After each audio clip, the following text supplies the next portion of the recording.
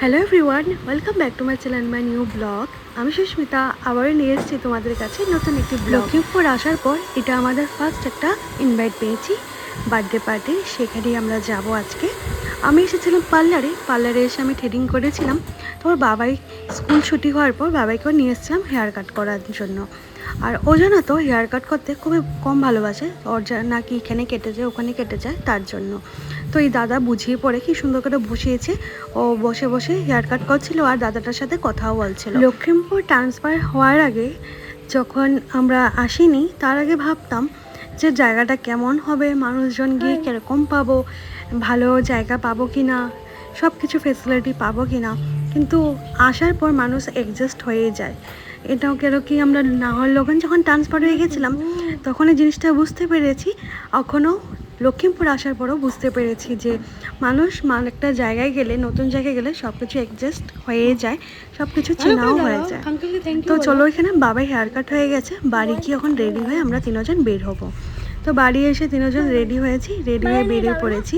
এখানে সামনেরই একটা ভবনে ওর বার্থডে পার্টি চলছে। আমরা আজকে যার বার্থডে পার্টিতে যাচ্ছি ওর নাম হলো সাদভিক। ওর আজকে 1 ইয়ার্স কমপ্লিট হয়েছে।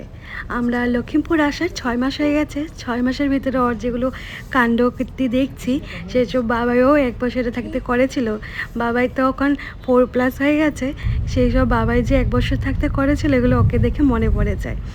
তো এখন আমরা লক্ষ্মীপুর টাউন ক্রস করে বার্থডে পার্টিতে এসে পড়েছি। বাবাই সাদভিককে দেখার জন্য খুবই এক্সাইটেড, ও আগে গিয়েই দাঁড়িয়ে আছে। তো ও গেছে গাড়ি পার্কিং করতে, তারপর সবাই একসাথে ঢুকবো ভিতরে। আর আমরা এখন ভিতরে এসে পড়েছি। আর এখানে আসার পর সাদভিক গেছিলো, ও খেতে গিয়েছিলো, তো আমাদেরকে কফি আর পকোড়া দিয়েছিল।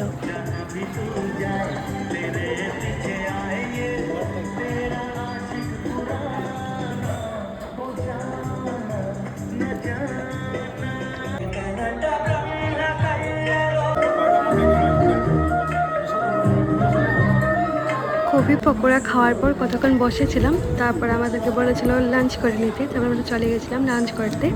সেখানে বানিয়েছিল, বহুত কিছুই বানিয়েছিল। তারপর নিচ্ছিলাম সব কিছু গল্প করে। ফার্স্ট বাবাইকে খাওয়াবো, তারপর আমি খাবো।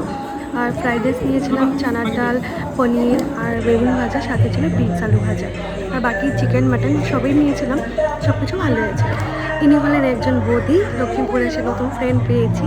আমাদের যে রুমে থাকি সেই রুমের অপোজিটে বৌদিটার বাড়ি, এগুলো সাদভিকের মা। তখন আমরা বেরিয়ে পড়বো বাড়ির দিকে, ও যাবে অফিস। খুব মজা কাটালাম দিনটা আজকে, খুব ভালো লেগেছে। এখন যাচ্ছে বাড়ি, আমাদেরকে ছেড়ে ও চলে যাবে অফিসে। আর আজকের ব্লগটা তাহলে এখানে সমাপ্ত করছি। ভালো লাগলে লাইক কমেন্ট শেয়ার, সাথে একটা সাবস্ক্রাইব করে দিও। আর ব্লগটা ভালো লাগলে কমেন্টে নিশ্চয়ই জানাবে কীরকম লেগেছে তোমাদের। আবারও নিয়ে আসবো নতুন একটি ব্লগ। বাই বাই সবাইকে।